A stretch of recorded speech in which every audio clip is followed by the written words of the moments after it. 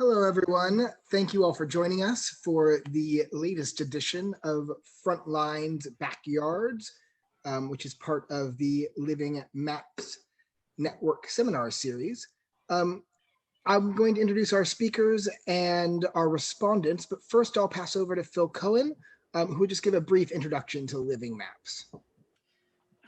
Thanks very much, Blake, and also Claire for putting together this event. I mean, Livingmaps has developed quite a close working relationship with the Walking Artist Network over the last couple of years. Blake and Claire edit a section of our online journal, and have also been very active in developing quite a lot of our work. So I'm very much looking forward to tonight's presentations, and I'd like to welcome everybody. I see from across the world as this seminar series has developed. It's been going now, I think, since last October. I think it's kind of built an increasingly international audience, and obviously we're delighted about that. Yeah, so that's it. So welcome, and I'll hand over to Blake and Claire. All right, great. Thank you very much, Phil. And most of you probably already know, but if you're interested in further Livingmaps events, please do check out the Livingmaps network site. And also, as Phil mentioned, the Livingmaps review, which does have a wide variety of interesting articles and artist pages, interviews, etc., that are related to many of the topics that will be discussed here today at our conversation, Walking Research Creation as Radical Relatedness, with Stephanie Springgay. And Stephanie Springgay is the director of the School of Art and associate professor at McMaster University in Ontario, Canada. She holds a PhD in curriculum studies and art education, and has published widely on contemporary arts, pedagogy, curriculum studies, and of course, the focus today on walking. And this includes the book Walking Methodologies in a More Than Human World, which she authored with Sarah Truman, with whom she also co-directs the WalkingLab. And she'll tell you more about the WalkingLab as the conversation continues, but it was founded in 2013, 2014, and is funded by the Social Sciences and Humanities Research Council. And I'm very excited to be able to hear Stephanie talk about it after reading so much of her wonderful scholarly articles on this practice. So I'm very excited about that. And I'm equally excited about our two respondents who will be giving brief responses, as respondent implies, to Stephanie's presentation. And as with Stephanie, I have had the privilege of reading and working with their research and artistic practice throughout my own. So the first respondent will be Claire Qualman, an artist and scholar who creates work through a wide range of media and explores the politics and potentials of everyday life, particularly in relation to walking. As Phil mentioned, she founded the Walking Artist Network, which brings together people who are using and are interested in walking as a creative and critical practice. She's currently a senior lecturer at the University of East London and is working on a research project called Walk Create, which is looking at how we walked during the COVID-19 pandemic. Following Claire's response, we'll hear from Jenny Savage, a public artist, teacher, and communicator whose practice maps tacit community knowledge to create works that find focus around community agency and co-creativity. Essential to her is her interest in community-led design processes, which consider how public spaces might be built in response to collective experiences.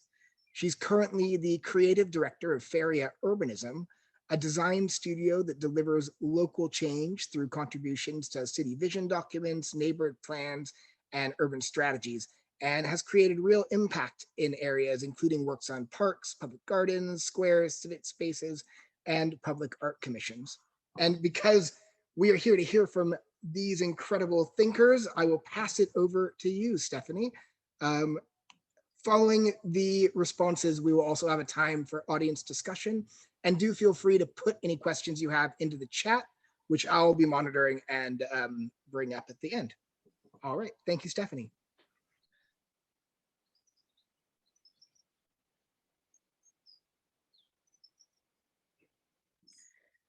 Thank you so much.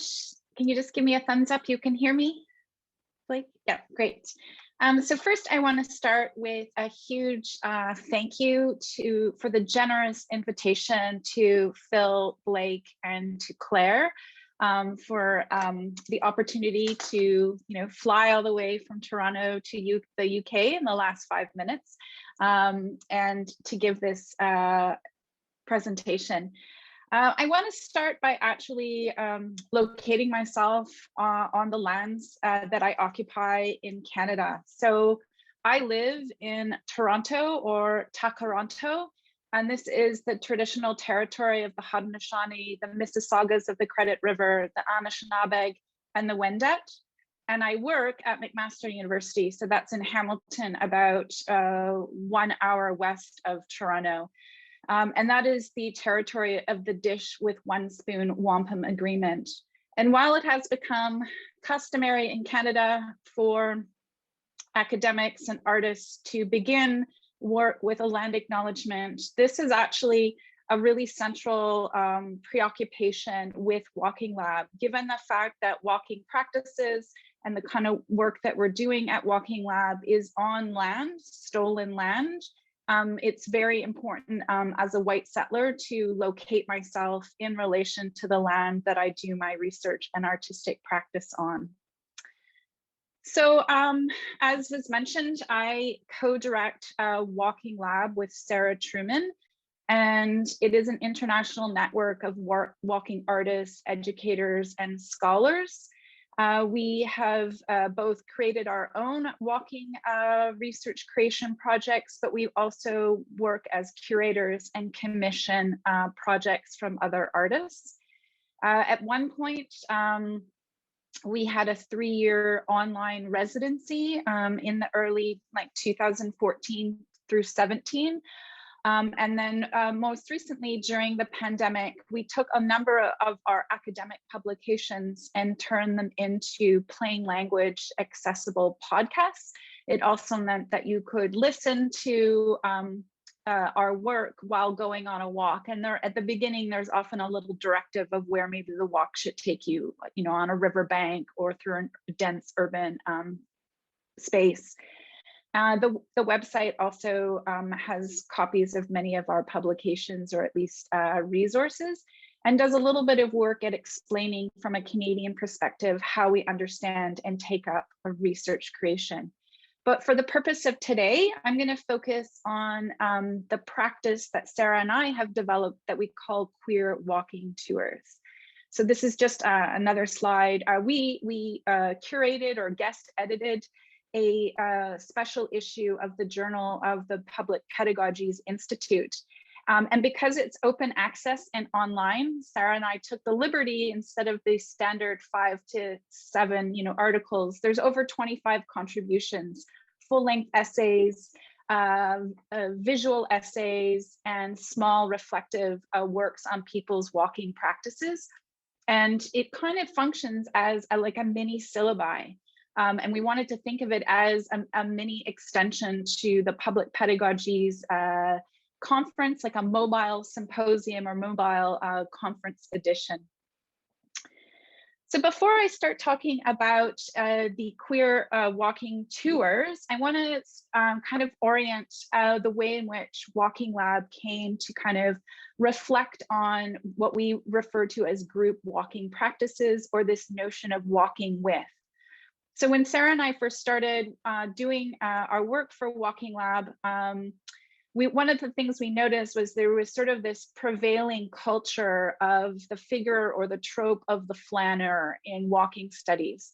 And primarily then we were thinking alongside colleagues like Deidre Hedden, Misha Myers, Claire Qualman, Barbara Lounger, and all of these various walking scholars who were trying to trouble that notion from either a queer, feminist, or even an ableist perspective.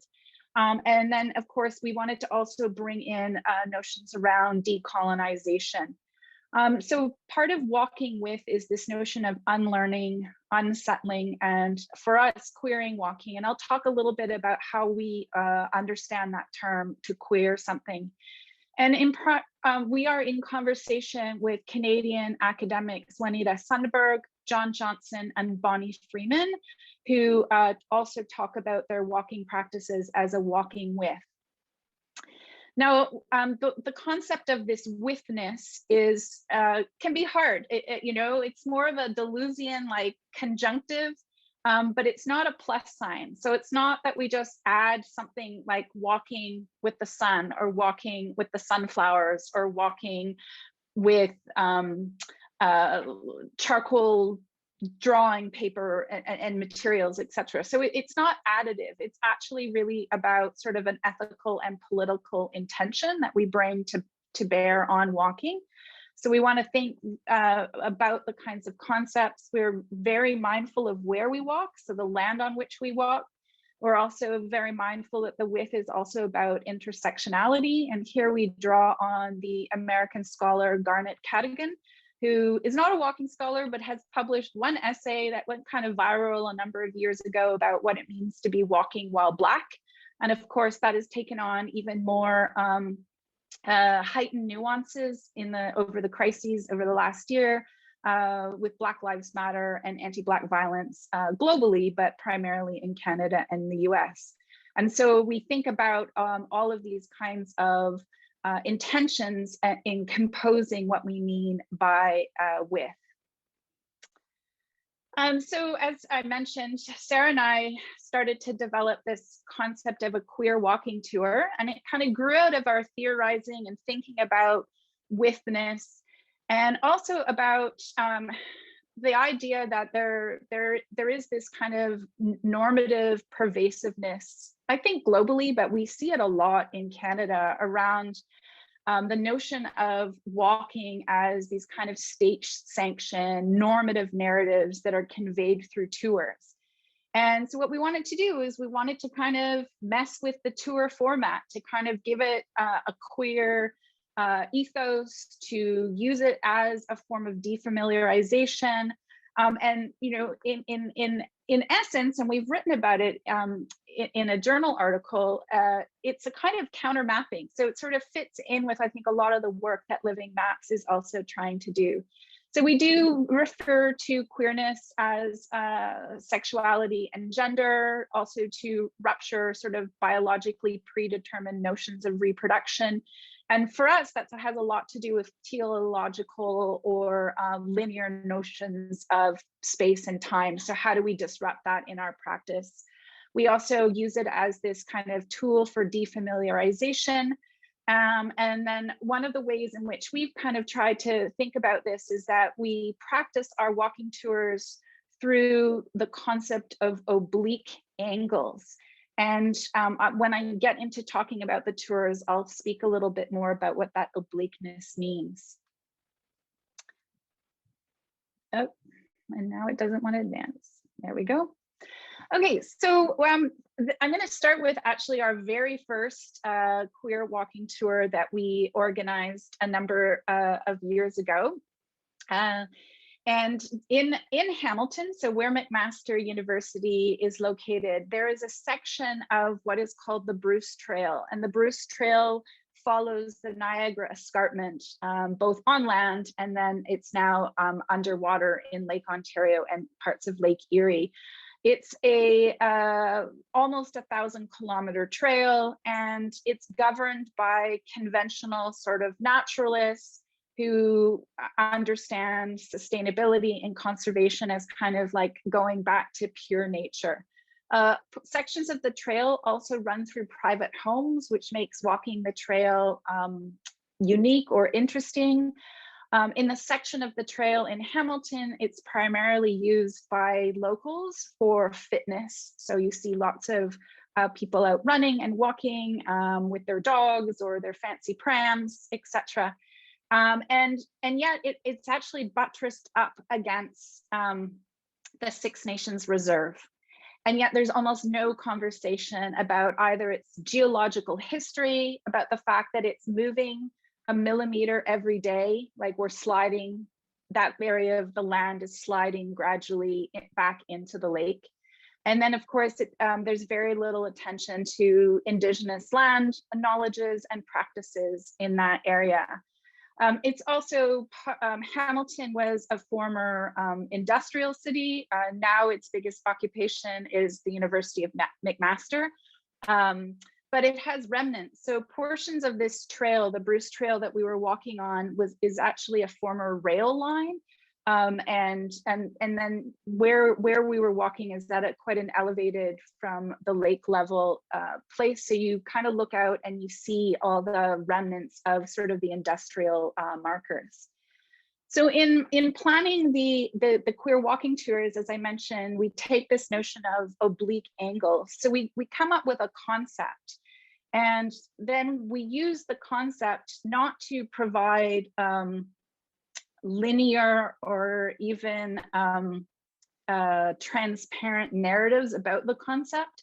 Instead, we invite guests, so artists, activists, scholars, educators, to join us on the walk, and they will present a 15 to 20-minute presentation or artistic intervention on the walk. And what we give them is the concept, and then we know what their sort of specialty is. And so we know that they will bring that kind of oblique angle. So for instance, on the stonewalks on the Bruce Trail, we invited Bonnie Freeman, who I mentioned earlier, who is an Indigenous scholar at McMaster University. For her dissertation, she walked with Indigenous youth for over 1,400 kilometers as water protectors. And she talked a lot about that practice and the practice of land in relation to Indigenous knowledges. Caitlin Debicki is a faculty member at McMaster University in the English and Cultural Studies, and she gave her presentation on tree time in a section of the forest. We had a geologist who's at the University of Toronto, but specializes in the escarpment. And so talking about, I mean, I didn't even know that literally as we were standing there, you can't feel it, but the land is moving. And so to kind of think with these post-human or more than human theories around geology. We had an activist also speak. There's lots of offshoots, like off trails, where houseless individuals, there's a lot of houseless population in Hamilton and Toronto. And so there's a lot of encampments. And so to kind of think about moving beyond sort of the white settler and privileged use of the trail as like a fancy fitness place. And so the term that's used around that is landscape urbanism, where these former rail lines, et cetera, that then became places for houseless people to set up camps, then they get kicked out as this kind of new green artistic state vision moves in. So let me just move along with some images. So the walk was planned for April 1st. I don't know, I saw in the chat people popping up saying that they're also from Toronto, but as many may know or may not know, April 1st is kind of a precarious day to plan a large walking event. You don't know if we're gonna have a snowstorm.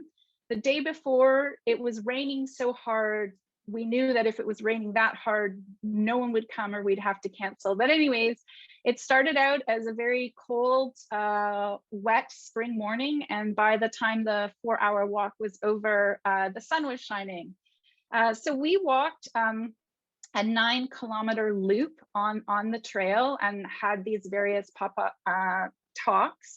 And one of the things that we also did, and you saw that in the opening image, we had a badge made by the artist Mary Tremonte. If you walk the whole 975 kilometers, the Bruce Trail Conservancy will give you a badge. So we kind of also wanted to do this kind of counter badge, and it says queering the trail and has a rainbow triangle on it, etc. And so they were awarded to anyone who completed the walk with us. We also had queering the trail pink pennants printed onto pink felt. And so more than a dozen people were carrying these pennants, and we became very disruptive for other trail users. Kind of, you know, when we would stop, there were, you know, over 70 people that started with us on the walking tour. Of course, people gather and collect with us as we walk because they might not have known about it, but they joined in as we were moving along. So here is one of the speakers speaking about the geology of the escarpment. And again, just some other images of different walkers and the different kinds of landscapes that even exist. There's plateaus, there's the escarpment, there's a forest that we walked through. And then with all of our queer walking tours, we usually invite, or I take on the responsibility of kind of doing the artistic intervention, or sometimes we've commissioned artists.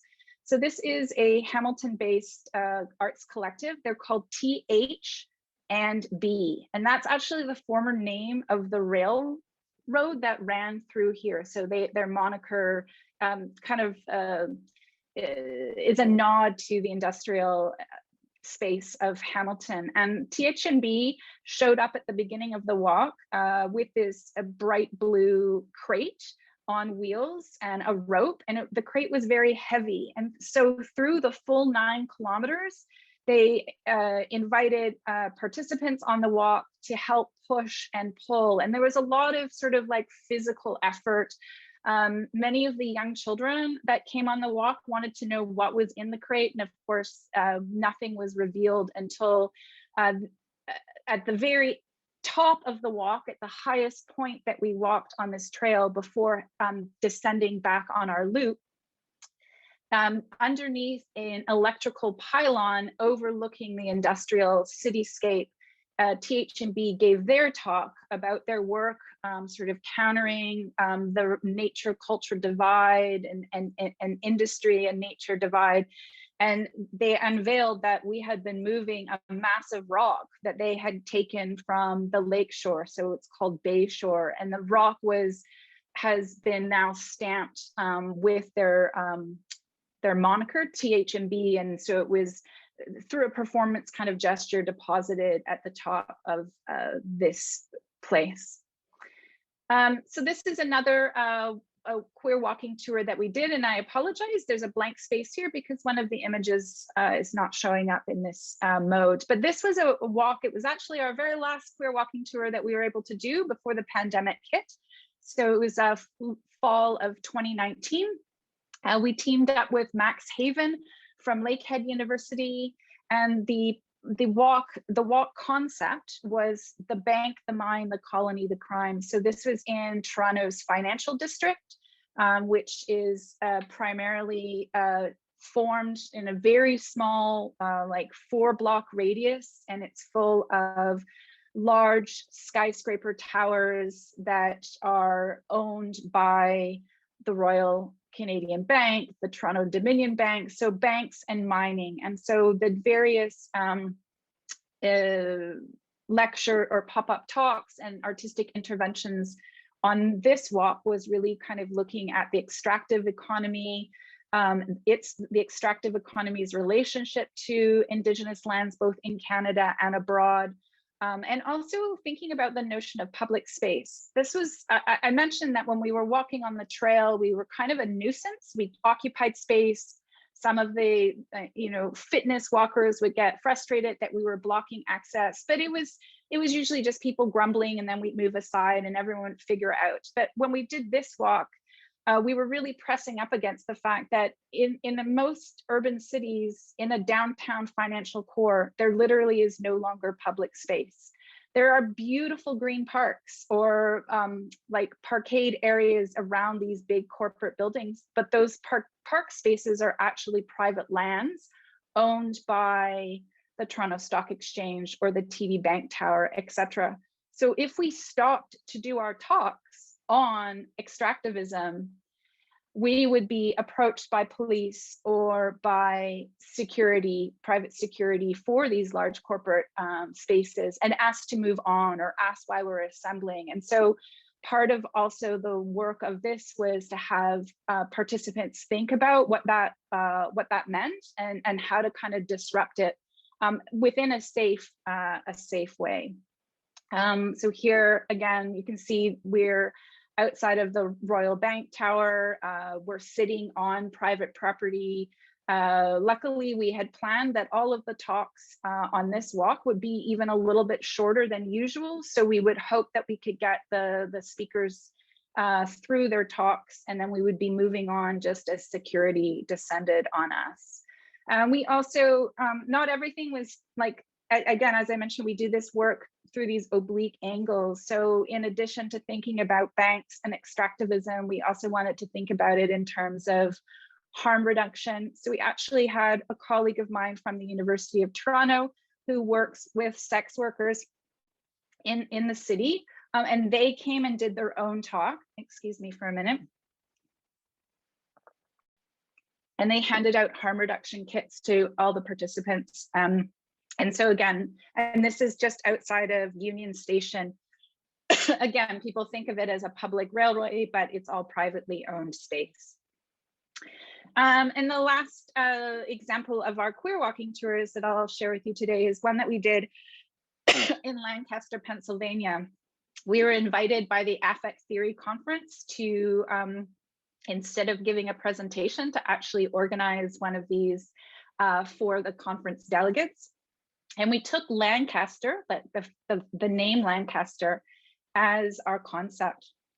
In Hamilton is a museum where one of the oldest Lancaster bombers from World War II sits. And many of the Lancaster bombers that were used in World War II were built in and around the Hamilton area. So Canada contributed to the UK's efforts in that regards.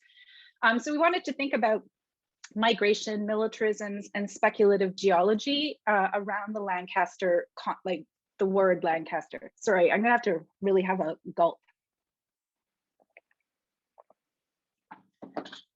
I apologize. So the other Lancaster was, so we had the Lancaster bomber. Oh, I apologize.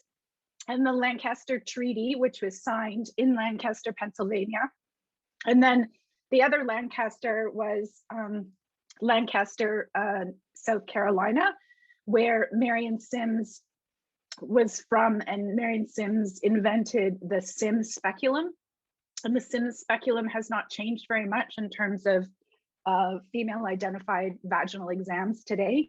But what was significant about it was, in order to create his invention, he tested it out on enslaved Black women, often without anesthesia, etc. And so we were trying to also think around anti-Blackness, settler colonialism, and sort of transnational like militarisms.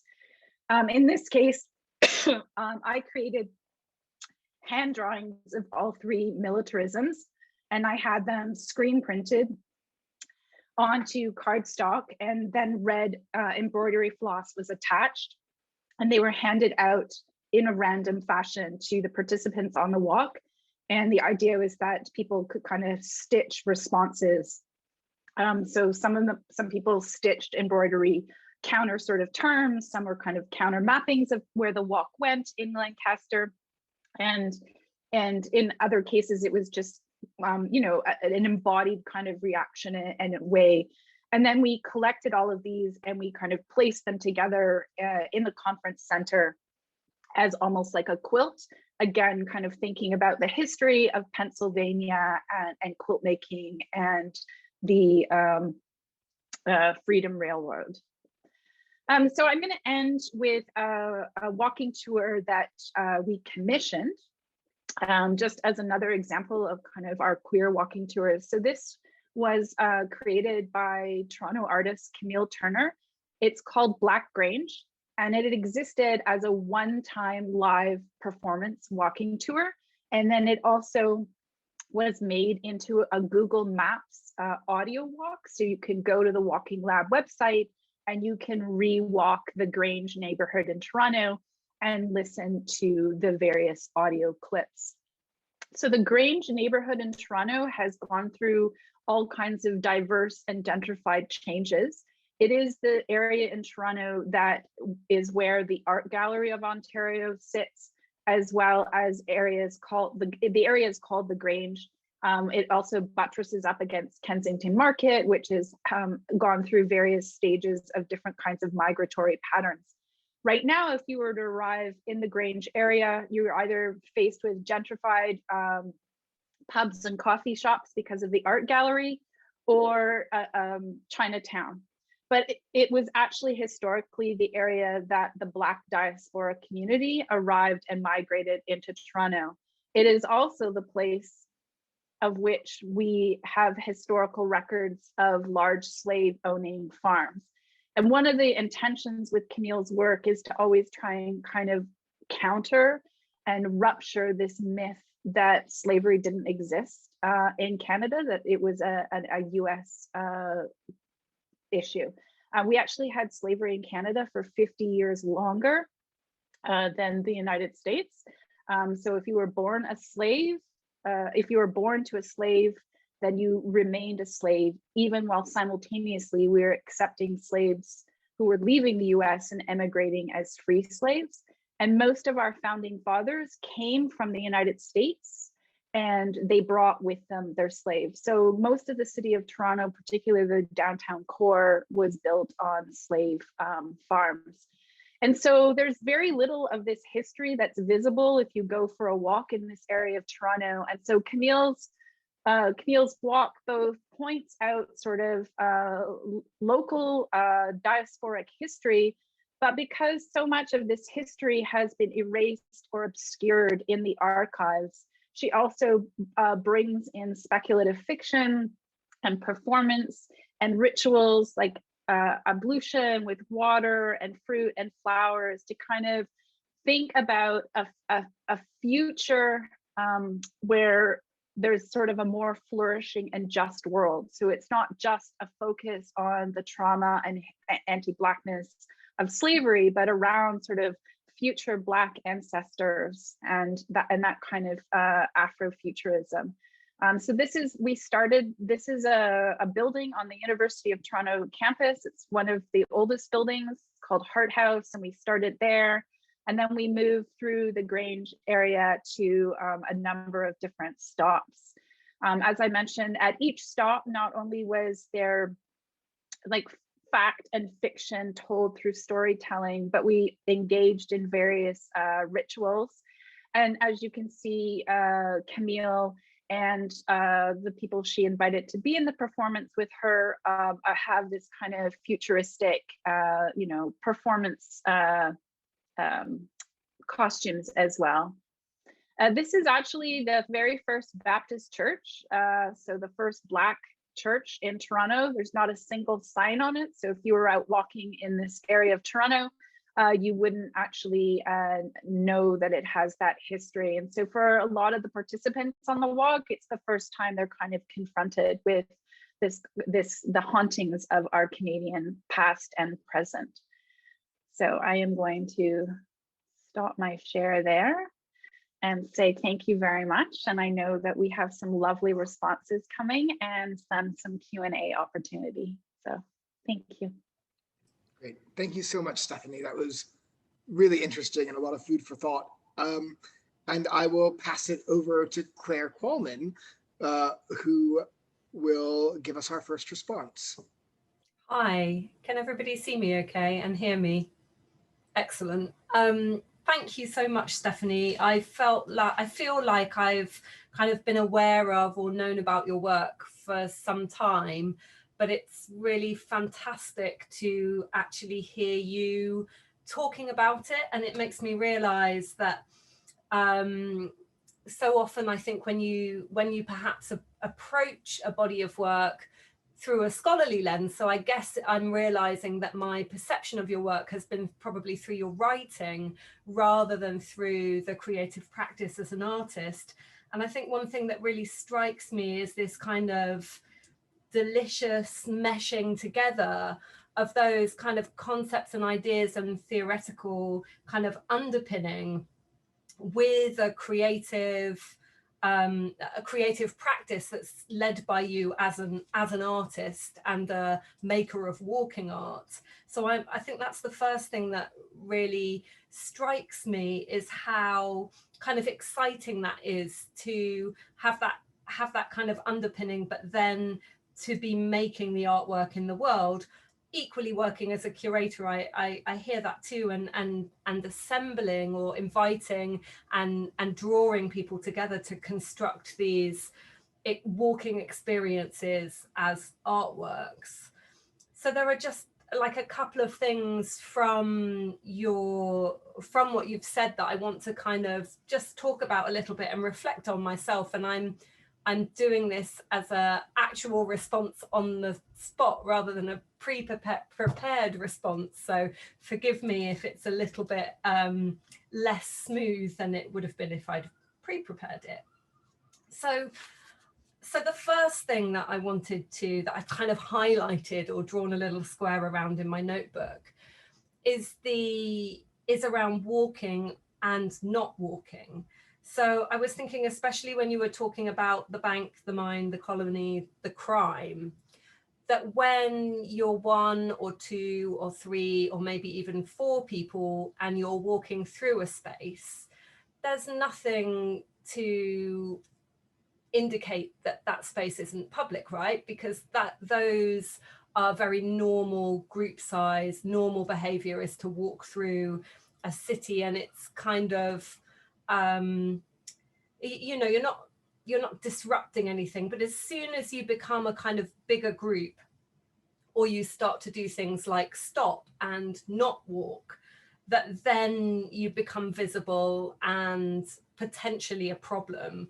And I think that that's quite important, just to note that something as simple as being a larger group, and I wonder where the tipping point is of how big the group needs to be in order for that to be kind of seen as a problem. And as you were saying, like how long, that you start to learn how long the stop can be before you trigger the security response or the people coming to challenge you or to find out what you're doing. And that sort of unpredictability, or actually that very, very predictable response of people who are tasked with policing, I suppose, probably without much power other to interpret what's going on around them. So I was thinking about the challenge of not walking rather than the challenge of walking. So the keeping moving is permitted, but the pausing is not okay. And then the second thing that I was thinking about, perhaps related a bit more to the Bruce Trail and the Stone Walk, and thinking about, again, about the unpredictabilities. So you talked a little bit about the weather and not knowing, because of the time of year, what the situation would be, whether that would mean people wouldn't come if it was raining, whether it could be snowing, all those kind of possibilities of sudden curtailment or cancellation, which I guess in the last year we have all suddenly become a lot more used to, right? The potential for things just to have to stop, but also the kind of tension that brings as a creator, as an artist, or as a curator to putting something together. And I think what I enjoyed thinking about in relation to that was, as you described, the very, very slow movement of the ground, that the ground was always moving into the lake or towards the lake, even at an unperceptible speed, and that disrupting that thinking, our thinking through time and space, and our understanding of the linearity of our experience of a walk when the ground beneath our feet is literally shifting, is a really great metaphor for what the walk itself is doing. And by that, I suppose I mean the people who are speaking on the tour, so the scholars and the artists, the art action of hauling the case with the stone in it, or the geologists speaking about the land, or the activist actively noticing people who are forced to be living in encampments on the trail, that those contributions or layering of information and context and new meanings into the walk for the participants are kind of equally a shifting of the ground beneath our feet, because as those new layers of information are integrated into our experience through that kind of bodily motion of being on the walk, again, I'm thinking of that as a metaphor for how our understandings of place through walking are changing. So thank you for that as a way of sort of thinking about what a walking tour could do. And then just finally, I wanted to touch on those very, very beautiful cards, the cards with the invitation to embroider that were kind of given as an artifact or a souvenir or a memento or an invitation to participate in the Lancaster walk. And again, I really enjoy the idea of taking a name and thinking about, well, what's in a name? Where are all the places we can go? What are all the interconnections or tangents? How does a name give us a starting point for putting something together as a walk? And I think I kind of share that sort of really, I really relish that kind of thing as an artist or and as a researcher or as an academic myself who gets to do really joyful creative things like making work in this way. But I think I was struck there by the real sort of beauty and physicality of those objects, and we just saw a couple of examples of what people had stitched into them. And so again, I guess that's raising something for me about like how during the time of the walk, this space in which, and I can't remember who said it, I should be better at summoning my reference points, but the idea of through like a participatory art practice or a shared activity, you build a kind of temporary community, and that temporary community can be quite powerful. But again, that was making me think about the employing different relationships for the participants on the walk through different sensorial experiences. So perhaps the touch or the action of stitching creates a connection for that person who's doing that act, because they're processing their thinking around the ideas that you're sharing with them, the themes and the concepts of the walk and the physical locations, and translating that kind of on the spot into something that they're making themselves. So again, yes, that really struck me, but I think I'm probably out of time, so I should stop there.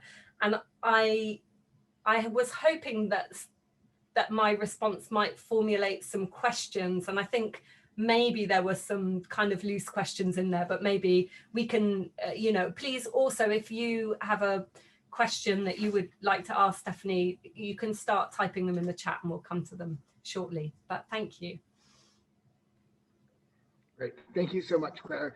And I want to echo how interesting it is, after having engaged with your work theoretically and through your writing, to see that practice and see those integrations. I think it is really endlessly fascinating. And Jenny, if you're ready, I will pass on to you for a response. Okay. Yes. So first of all, it was really great to see the work, and yeah, really interesting. I guess I'll maybe speak. I just wrote a kind of stream of consciousness as I was listening, and I'm sure pretty much anyone else on the call could make just as good a summing up as I could. But it's nice to be asked to do so. So I was kind of struck by the idea of the counter mapping, and this idea of kind of an unmapping of something and a kind of remapping of a space with something new. And I felt like there was a sort of crafting taking place. I noticed that, you know, there was obviously the Lancaster bomber sewing and the queering the trail kind of badges that you produced. But I thought actually the walk itself became a kind of crafting of the space and a kind of knitting together of complexity. And I was really interested in the idea. Sorry, I've got my cat's just going mad. Go away, go on. I was really interested in how this became a kind of landscape creation. And so in a sense, the landscape was becoming a kind of palimpsest in a way. And that as you brought all these threads together with the different kind of perspectives that you were using to kind of interpret the land or kind of give voice to the landscape in some way, it became a kind of like knitting together of this complexity of different things. And I felt like that was a way of kind of giving voice to the landscape in a way. And also a kind of expanded notions of the landscape. I've been quite interested in adopting more the term ecology rather than using nature or landscape as a term. And I think this idea of bringing sort of storytelling and kind of different interpretations of the landscape into the narrative of that place, that actually becomes the ecology. It's almost like knitted into the landscape as much as the kind of rocks themselves or the sliding, you know, sand and back into the river and all this kind of thing. So I started to think about how nature is a kind of refusal of our kind of relationship to where we live, and it's about kind of the term nature, you know, by its definition means everything that is not human.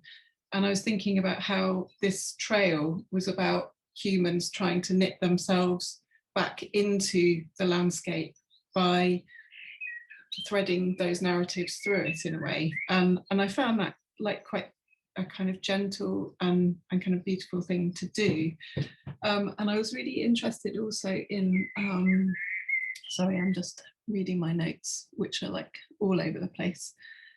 So the idea of actively kind of walking the trail differently, and how that in itself becomes a kind of performative moment that also rewrites the landscape. So creates a kind of new narrative through the act of doing it, both in terms of the people who are disrupted and become viewers of the walk, and then also the people who are doing the walk. For them, that walk will never be the same experience again because they will always remember that collective experience. And so in that sense, it's a kind of rewriting of the landscape for everybody who's taken part. They gain a narrative through doing it. And so when they remake that walk or redo that walk, or, you know, run down the trail with their fancy buggy as they may do the next day, it's changed it for them. And so in a way, I really like the idea that actually you're creating new stories through the act of doing it, I suppose. And that was, I thought, another kind of lovely element to it. And I think it also comes back to the kind of idea of counter mapping, which you were talking about before, and the kind of oblique angles where you kind of mention this idea of like coming in at it differently. And so in a way, you're kind of like rewriting the landscape and creating a new set of connections between it. Let's see. I think that might be all of my questions. Or all of my observations for this. Also, then you were talking about also the privatization of space, which I thought is probably, you know, it's kind of got a different angle depending, I suppose, where you are in Canada. Maybe it's more explicit. Obviously, in the UK, we do have sort of a lot more. We have a lot of public parks, but increasingly, public space is also privatized, and I think that the public sort of articulation of that is also really, really important, as people don't realise that that's the case. And so, yeah. Okay, I think that's all my notes. All right, well, thank you so much, Jenny. And I also, I must say, I think there are birds chirping in the background there. Which Yes. When your cat came up, I thought, oh, well, clearly that's what's attracting the cat, isn't it? but certainly this idea of public and private space that you've ended on is very interesting to me as well. But I will turn it over to Stephanie in just a moment. But I just want to say, in terms of if you have any questions, as Claire said, please do feel free to type them in the chat. Or you'll also find if you go down to the bottom of your Zoom screen and hit more, there's an option for raising a hand. And so if you use that hand raise option, I'll know that you're asking a question and we'll bring it to you. But before we go to questions, I would just like to give Stephanie a chance to respond to the respondents. Thank you very much, Blake, and thank you, Claire and Jenny. Those were amazing responses, and I've jotted a lot of notes that I can take back to Sarah for our future thinking. I really appreciate this idea of like walking and not walking, and this notion of the pause and how the pause is very different than maybe the movement. And maybe another way that we've been thinking of this at WalkingLab is also around this idea of walking and ability.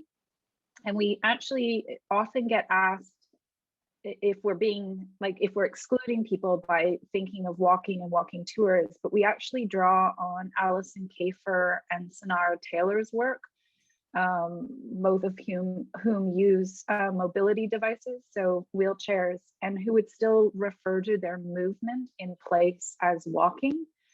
And so we have continued to use that word, even though we think much more expansively. So I also think that works with the not walking, like not just a pause, but that you might be moving in various different ways. And when we plan these walking tours, we don't know what the pop-up talks will be. We don't ask for a rehearsal or people to send us scripts, but we do map and walk the place so that we can actually think about access. So in the bank, the mine, the colony, the crime, we were very conscious of like curb cutouts and ramps in and around the financial district. And the trail, the Bruce Trail, for the most part, is equipped with wide gravel paths and etc. So I just like this idea of like this kind of the challenge we have that it's not just this walking from point A to point B, but there's a kind of intention or reflection on what it means to even be in these so-called public-private spaces or with the land. And then, oh my gosh, every time I have to talk, I have to cough. It must be that time of year with allergies. One of the things I was thinking of in terms of this like unmapping and then remapping, Jenny, is really about this idea that the practice for us, right, because we are both academics and we write and we think theory, etc. In fact, we run, one of the other things that we do in addition to these walking tours is we run an itinerant reading salon. So reading theory while walking and being in movement. But this notion of the ecology or this mapping really is for us about bodies and human bodies, but also more than human bodies, including land. And so really thinking about like the affects that are created, the kinds of bodily like relations that are created. You talked about, one of you talked about this notion of like making a community. We would call it like a publics to come. And also then, yeah, just like the way in which those are creating like new ecologies or new stories. And also the way in which we're trying to shift it from being always convivial, that walking's just like, you know, a healthy, happy thing, but by creating these moments of discomfort. And we do have people who get very uncomfortable in particular, in various ways on these walks, whether it's the content or whether it's the obliqueness. You know, they want some kind of linear, they've seen it on Eventbrite, they've come, we did one on Deep Time in Edinburgh, and a family that had come with young children were like, this is nothing to do with Deep Time. We were like, this is everything to do with Deep Time, but it's what trying to get people to rethink what that concept is initially. So thank you very much for all of the comments. Great, thank you so much. And I'm gonna bring us to our first question. And it wasn't actually a question, it was more of a comment from Carol Taylor, who was talking about, there was a lot of really interesting ideas here, particularly this notion of oblique angles. And so I guess I'm going to kind of ask my own question, which you've started to touch on there, but which is the response to these oblique angles is maybe not always straightforward. And sometimes your audience is not understanding how these oblique angles relate to the ideas that you've presented in maybe the advertisement or the promotional work. And so I was wondering if you could talk a little bit about some strategies you use to help people to understand how something that they might not think of as a walk about deep time is about deep time obliquely, or what you do to sort of work with your audience and your walkers and the people who are participating in your walks to help them to understand this idea of obliqueness. Yeah, so part of the form that I forgot to mention in the presentation is that we don't have a Q&A after each of the presentations, artistic or speaker-wise. So participants don't get to raise their hand and ask the speaker a question. The idea is that the Q&A happens as we move organically to the next spot on the walk. So they can have Q&As by turning to their walking partners or by finding someone new within the walking community to ask questions or further the conversation.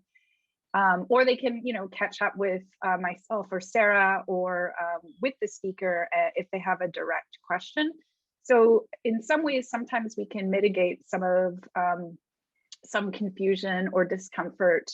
But this is a practice that my Indigenous colleague at the University of Toronto, Eve Tuck, does at her large public lectures.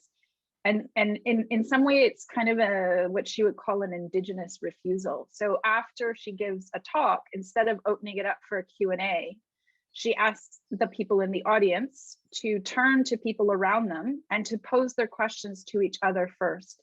And a lot of that has to do with the way we expect Indigenous peoples to perform. And it's a constant mode of extraction. So sometimes those questions don't need to be asked of Indigenous peoples. They could be asked between the settlers or between other Indigenous peoples amongst themselves.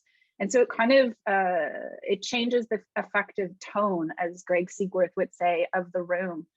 And so we kind of borrowed that strategy. And we also didn't want the walking tours to come across as some kind of academic conference where people were presenting something, right? Sometimes someone's read a poem or a piece of speculative fiction, which was the case in the deep time talk. So it's sometimes the more artistic things that seem less fact-based, less scientific, that people then are like, but how is this part of this? And so there's moments where we can kind of explain things as we're walking. But as someone who's been invested as a pedagogue for a very long time, studies have shown that even in classroom-based learning, students resist the knowledge, or it takes them a little bit longer. And so it could be that the people that come on those walks leave saying, I don't know what on earth I just participated in. And then 3 months later, they go on some other event, and then the connection happens. And so there's also a little bit of our own refusal from Sarah and I about spelling it out. So we do not we introduce who WalkingLab is and what we will be doing. We talk about photography and ethics and other kinds of things at the beginning of the walk, but we do not provide like an interpretation at all. So we kind of have a little bit of resistance, and we really like to dwell in some of that discomfort. It can be quite telling. Someone threw the Queering the Trail badge back at me as I was handing it out. Now, they had stuck with us for the full 4 hours of a walk, but the idea of actually getting something that said Queering the Trail was obviously not to their liking. Yeah, we've had other like just moments of like sort of, okay, I can't, this is just too strange for me. And so they come and tell us that they're leaving the walk. but we also get a lot of people that join midway through. And so that must be even further disorienting, but they're happy to, like, there's sort of like a desire to be disoriented or defamiliarized, and then they stay with us for the rest of the walk. So thanks.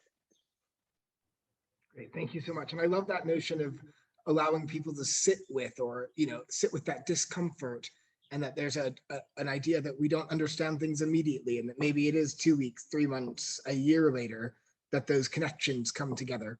Our next question is from Richard White, who says, thank you, Stephanie and Claire and Jenny, and praises the wonderful bird song. But his question is, I am developing an iteration of walking with as a process of attending to embodied and obscured legacies of empire in England. Sundberg talks about homework as a kind of preparation for walking with. And I've made a lot of use of Cadogan's essay as a mere exercise for me as a white man walking. I wonder if you could say a bit more about homework and preparing for walking with particular regard to race, racialization, and intersectionality. Thank you for such a detailed reflection and question. I think there's like a theoretical response that I can give, and then there's kind of a practical response. So I'm going to start with the practical. As I mentioned, like we're working through a concept. So in some ways, these are both physical walks as well as kind of speculative or conceptual walks. And the only walk of all these, well, I guess there were two, because I do live in Toronto, but so we knew we live and reside near the Bruce Trail. And it's a place where we've walked many times, where we walk and think and walk out our ideas for our academic writing. But, you know, when we were asked to do the walk in Lancaster, I'd never been to Lancaster, Pennsylvania before we showed up to do it. So homework, or this concept of, you know, preparation, takes on a different meaning when you're not of that place, and we're very conscious that then we're moving on land that we don't have a relationship with, which is why I think we arrived at, when we were first planning our first walk, that this notion of obliqueness works best, because we can invite someone who's going to give a talk about militarisms, but it doesn't have to be about a particular street corner and the militarisms that happen there. It's really provoking the concept of what militarisms means, both locally and globally, as an example. There is still a lot of preparation. We do have to arrive a few days ahead and walk and map the place, as I mentioned, because access is important. And then, you know, we were aware and prepared with the bank, the mine, the colony, the crime, that we would have issues around police and security. Like it wasn't surprising to us. We live in the city of Toronto, and we do have many public parks, etc. But it's like the downtown financial core with the Toronto Stock Exchange, etc. That I think people are very unaware that there's literally no public space. If it's not the banks owning it, then Starbucks owns it, right? And Max Haven, who works as a very frontline activist worker, had some, you know, suggestions and ideas of how we could mitigate that. And that's where concepts around intersectionality also plays out. Very conscious that an Indigenous activist was going to be speaking in the Toronto, like inside the Toronto Stock Exchange, as one of our not walking causes.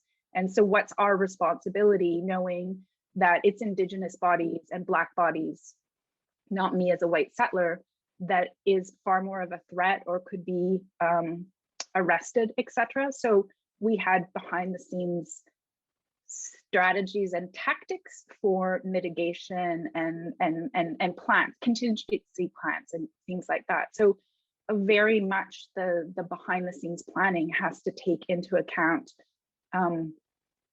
like our accountability to who we're inviting, not just to be the speakers, but who we're inviting to walk with us on these walks, as well as the place where we walk. Thank you. Great, thanks. And our next question is from Barbara Launder, who you mentioned as a scholar and artist whose ideas you had interact with and been inspired by. And so Barbara says, thank you for a great presentation. Could you take up the notion of the palimpsest in relation to walking in Canada, which is always on Indigenous land, harkening back to your original comments about land acknowledgements? Yes, thank you. You know, it's a complicated question, and it's a complicated space in the Canadian context. So I have multiple ways to kind of think with this. John Johnson, who directs First Story, which is an Indigenous-led walking tour collective in Toronto, would talk about First Story's walks as a form of land acknowledgement. It's Indigenous-led, it's working through Indigenous knowledges and Indigenous territories. WalkingLab would never say that our walks are a land acknowledgement. We have to do the work of being settlers as uninvited guests on the land and walking and moving through and building relations and right relations with our Indigenous colleagues. And so we worked extensively with John Johnson and his partner, Karen Recollet, from First Story. We've had them join us on our walks, but we're very cautious that of the language we use. We also would never, thinking with Tuck and Yang's academic piece on decolonization is not a metaphor. So we present ourselves as like settlers doing this work and doing it in a way to kind of unsettle or in anti-colonial frameworks, but we don't tend to use the word decolonization, although Indigenous colleagues that may be on the walks with us would use that terminology. But we also make sure that we are addressing the land that we're on and what that means for all the different kinds of walks we've prepared, whether they're very urban or on the Bruce Trail, and really trying to think about what is our responsibility for the present and the future, as well as reconciling and recognizing our past. And interestingly enough, Barbara, with everything that's been happening with the crises, both globally with the pandemic, but the crises in Canada with the discovery of the 215 bodies in the unmarked grave, and of course, the toppling of monuments and etc. globally, but it's been very significant with the toppling of the Ryerson statue in Toronto. For those of you that may not know, so Ryerson, which is a university in the city of Toronto, he was the architect of our Indian residential schools. And so I've actually been, we haven't been able to walk in Canada. There's been no group walking practices. We've just come out of the longest lockdown, I think, globally in the city of Toronto. But knowing that perhaps I'll be able to bring students back to campus in the fall a little bit, my next queer walking tour that I'm organizing is to actually work with students to actually walk the campus and find the places of names of founders and individuals and statues, but also names of buildings named or rooms named, etc., because we know that campuses have that kind of legacy, and to kind of think about a walking tour that could do this kind of counter mapping, counter monument, counter naming or renaming practice.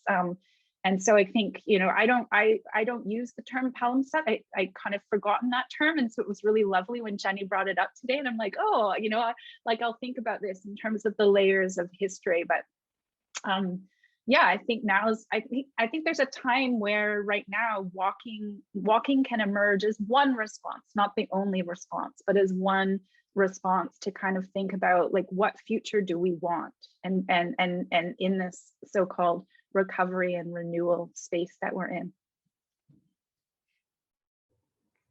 Thank you.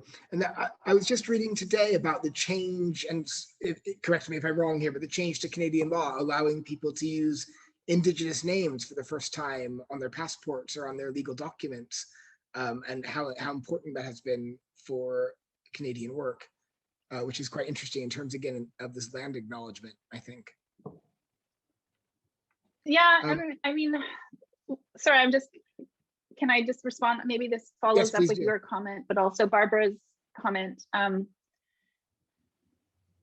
I think WalkingLab, this is something that's part of the work that WalkingLab does, but this is definitely a part of what I've been thinking about a lot over the last number of years as an academic, and now as a director of a small art school.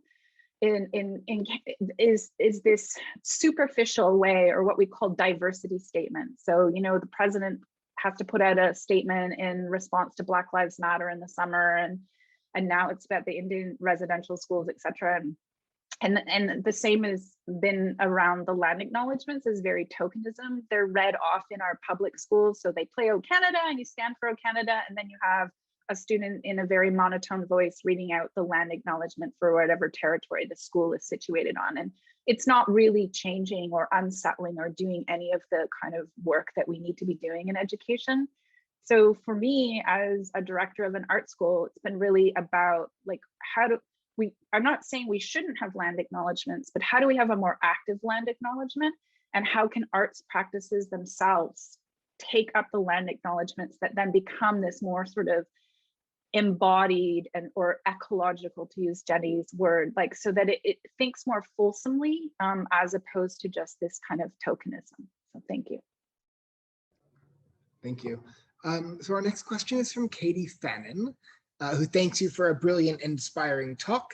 She's a PhD student working on her thesis, bringing together queer theory and critical cartography, and is starting to plan the mapping methods she would like to use. So she has a practical/ethical methods question. When using collective queer walks, such as the ones you mentioned for academic research, how do you record them for research purposes? And what kind of data do you collect and record? That's a fabulous student question. It's great. And I'm going to give you an answer that, depending on where you go to school, may not be the most satisfactory answer. So I have very different methodological freedoms being an academic in Canada than I know even my colleagues in the US would have. So first, I'm going to say I kind of follow a research creation and posthumous approach, allied with my Indigenous colleagues. And so I've really moved away from using the word data and moved away from this notion of data extraction.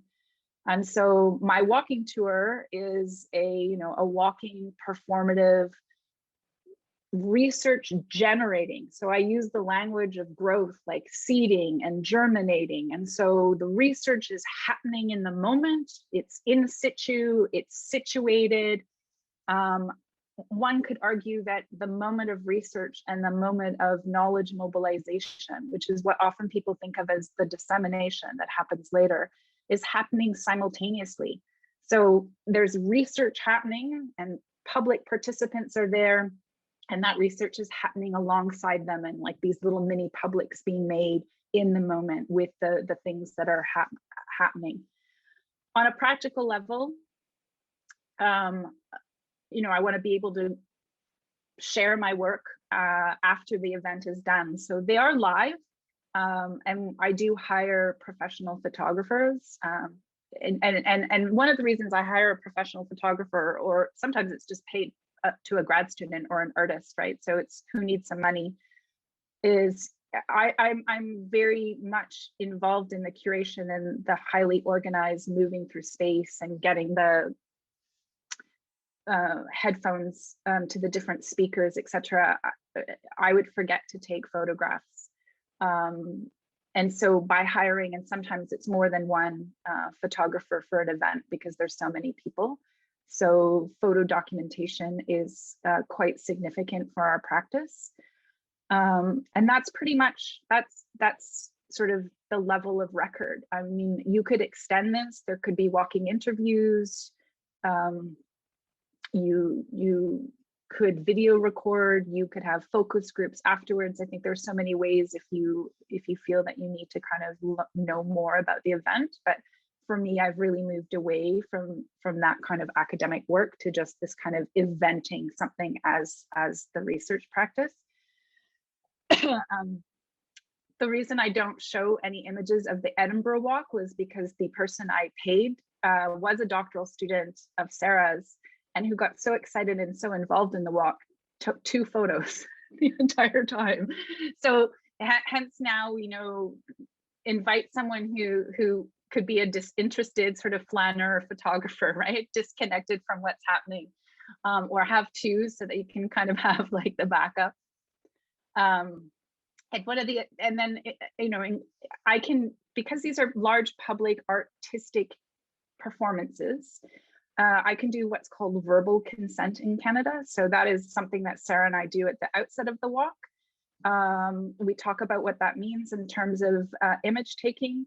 And we ask that if someone doesn't want their image to be taken or used, they just go and they tell the photographer, and the photographer kind of has a little notebook and says, okay, woman in red jacket should not be in the images. And we've also learned that along with the consent message, we say things like, please then also don't be at the front of the walk at all times, because otherwise we can't capture any photographs, because the person who doesn't want to be in an image is in front of the speaker for every image, or in the front of the walk for every image. So we try to make it inclusive and not threatening or anything, but just to try and sort of say, we want to be able to document the walk. So, you know, think about where you are in terms of the space. But yeah, photo documentation is, I guess, our primary way of capturing what happened in the live event. Just to follow up on that sort of technical question, how do you deal with notions of storage? Because I know that universities are quite, can be quite particular about how many years this data is stored before it's destroyed, or sort of where you store it. And so I know this might be a technical question, not interesting to that many people, but if you could briefly talk on it. Yeah, so again, it's not data. I'm not storing data. I'm an artist. Artist work lives on forever, or for as long as people remember the artwork, and then it might go to a dusty archive. So there's no expiration period of time. So we cull through the images, like say 200 images were taken, we decide on 30 or 40 that we want to retain. Some goes on the website, some we keep just for our own reflective purposes. We might delete the rest simply because otherwise over a 25 year practice of doing this, I would have just far too much. But I don't have to answer to yeah, that academic temporal kind of like piece. Great, thank you. Our next question is from Stephen. And he thanks you for your presentation and wonders if ideas of lands as being nationalized by the colonialist could be used rather than framed as stolen. The challenge with stolen land assumes the paradigm of land being originally owned and traded, which is not a part of Indigenous culture. Indigenous people are traditionally of the land rather than living on purchased land. I understand the latter part of your sort of comment there around being more one with or interdependent or interconnected, but the language that is used in Canada is that we are on stolen land. And that is language used by both Indigenous Canadians and settler Canadians. And then I'm going to bring in 2 sort of comments here that maybe will spur an idea from you that aren't so much questions. But Dee Hedden has pointed out during Massey's term coeval, C-O-E-V-A-L, which I might be using a reader's vocabulary in my pronunciation of, which gestures more to simultaneous times than layered times. And then Jerry mentions that he loves the idea of counter mapping as a kind of critical college induction. So I'll just kind of leave those 2 comments out there if you'd like to respond to them. Yeah, I'll have to return to Massey's. I'm not even remembering. Obviously, I've read her work quite a long time ago, but thank you for reminding me, Dee, of that, the idea of coeval. I mean, Sarah and I have often just gravitated towards the scholars that write about queer temporalities, trying to sort of move away from any notion of chrononormativity. And so I'll have to return to this, but yeah, like simultaneous time, like non-linear time, non-reproductive time. You know, I'm someone who before becoming sort of more of a socially engaged or social practice artist, when I left art school, I had turned to like feminist textile practices. So my first master's thesis involved hand felting, and I often felt human hair. And I use the idea of felt. In fact, I've just completed writing a book. It's about to go off to Duke, hopefully next week. And it's on, the whole book is around the concept of feltness. And I kind of felt various ways I use that, from like literal felting, which then talks about agitation and friction of concepts, to felt being like notion of feeling and affect, felt about sort of these radical relatedness, like how are asking questions about touching encounters, like how are we in relation with each other, how are we on the land, how are we working with human and non-human people and places. And so yeah, and for me, maybe that notion of felting, because when you felt human hair or animal hair or whatever you're using to felt, the fibers, it's not linear. And you know, Deleuze and Guattari talk about felt as like the anti-fabric, right? Because you can't return it to any notion of original state once it's been felted together. And so, you know, I could think about time and space and place in that kind of way. And then I guess I also really have been drawn a lot to my colleagues that particularly work through speculative fiction. And that's not my expertise in thinking about speculative literature, but I'm thinking with my artistic colleague, Cyrus Ware, who's founder of Black Lives Matter, and Black trans artist who now teaches at McMaster. And their work, you know, thinking with Octavia Butler's and about sort of, yeah, like how do we create these more just and livable worlds for everybody? And Cyrus always talks about if we make a world in which it's safe and where Black people can flourish, then we've made a world where everyone can. And so I think, you know, I'm thinking of that way in terms of this like glitching of time as opposed to linear time. So, thanks. And that's all the questions we have in the chat, but we do have a little bit of time for one more question, perhaps, if anyone's got one and wants to raise their hand or add one to the chats. It looks like we've certainly got a comment here, and let me read that. This is from Sangeeta, and she agrees about the need to move away from data extraction. At her end, we move away from data collection. And she's putting out a new special issue on trans methodologies that takes up the entanglement of epistemologies and methodologies. And Sangeeta, if you want to add that issue to the chat, we would love to share that with the group. I'm sure there are a lot of people who would be interested in that special issue. And Zoe Clifford has asked, do you encounter street art on your walks? And if so, how does street art fit into your narratives? Thanks. So I'll kind of take up both of those. Thank you very much, Sangeeta. I'd love to know what that special issue is so I can read it. Oh, thank you very much. And just quickly, so in our Walking Methodologies book, Sarah and I take up we use a different term. We talk about the speculative middle. Right. So again, like I was talking about how the event of these walks is the research, the knowledge dissemination, the documentation, the pedagogical experience, public pedagogy. It's kind of folding all these things into one event. And so we use this idea of this speculative middle to talk about that. But I'm going to look forward to reading this special issue, but not until my manuscript's sent off, because otherwise I know what it'll do. It'll make me rewrite a chapter, and I don't want to do that.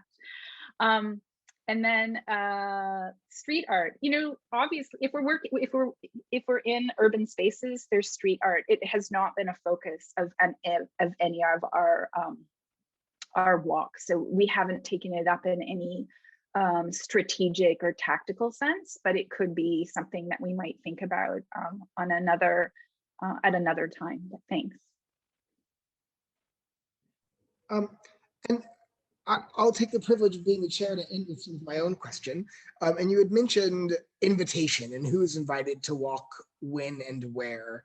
And then you've also talked a lot about intersectional approaches. And one of the things that you know, I found very challenging as both an artist and a scholar is that walking tends to be quite white and middle class. And how do you invite an intersectional audience, or how do you think about that invitation across Indigenous people, across Black walkers who might be coming to these experiences from a different cultural background or experience? That, yeah, I'll stop there. Yeah, oh, the whiteness is everything, right? Well, first of all, I mean, that's been WalkingLab's project, is to actually kind of rethink who gets to walk and how we walk, where we walk, and with whom. So when we're inviting people to be the speakers or artists, we're very conscious of that kind of criticality, and we make sure that we're inviting intersectional diverse peoples as well as diverse ideas. And I think that shifts and changes then who feels invited and welcome to come on the walk as participants. And then I think, you know, just over time, the kind of reputation WalkingLab has, certainly in Canada, but I think even outside of Canada, and we've done a lot of our work in Australia as well, yeah, has made the walks be, yeah, that diverse kinds of walking and the diverse kinds of thinking that we're doing is what we're centering as opposed to whiteness. And just to follow up on that, you know, you talked about sort of this 4 hour, these very long durational walks. How does that play into sort of Sonara Taylor and these ideas of accessibility? And how are you thinking about people who might not be able to walk for 4 hours or those kinds of things? Yeah, so the 4 hour walk, we knew that it was long. In fact, when we planned it, it was supposed to only be 3 hours, but this kind of goes with what Claire was talking about. So Sarah and I planned the route, 2 people walking, and we walked quite briskly. So we walked it in 3 hours, moving 70 people, or we walked it in less than 3 hours, and then we were factoring in the talks, but moving 70 people through that space and waiting for people to catch up and all of that, it added an extra hour, and it was our first walk. So we've actually started to think about that. We had different drop-ins. So we had different places where people could join the walk, and that was marked on a map and marked like on an itinerary with the Eventbrite for access, or if they weren't able to walk for the full walk. So, you know, we try and kind of accommodate things like that. It was the longest walk that we've done in that nature, but the flip side is the walk we did in Edinburgh did not cover a huge span of territory, but it poured rain. It was February, and it was a very Scottish rainy day.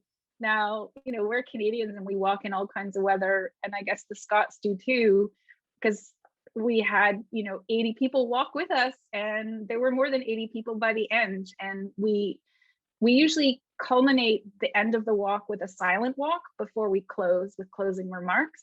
And we chose not to have a silent walk that day, and we closed in a Edinburgh pub instead. So so we could kind of warm up. Yeah, so, you know, and the walk that Camille Turner did, that it looks bright and sunny, but it was a February day in Toronto, so it was quite brisk and cold. So we usually have, you know, on the Eventbrite things that people need to think about, and then they can also contact us if they have other access needs that they require. Once we we did get a request for like ASL and transcribing, and so we can't hand out transcripts because we don't have them prepared ahead, but we could provide ASL as the walk was unfolding. Fantastic. Well, I think with that, I will bring us to a close. And thank you, Stephanie, and thank you, Claire and Jenny, for your very interesting responses. And thank you, everyone who attended and asked questions. I thought the questions were all very engaged and really brought up a lot of interesting ideas. So please do read Stephanie's work. If you're in Canada, go on her walks. If she comes somewhere that you are, I'm in Mechanicsburg, Pennsylvania right now for the first time, not far from Lancaster. So that's quite interesting to me. But yes, and have a wonderful evening or afternoon, depending on what time zone you're in, or a morning, I suppose, perhaps some people. Thank you very much, Blake, for being such a great facilitator and chair today. And again, to Claire and Jenny and to Phil and to everyone who came. Thank you so much, everyone. Thanks, everyone. Thank you. Thank you. Bye.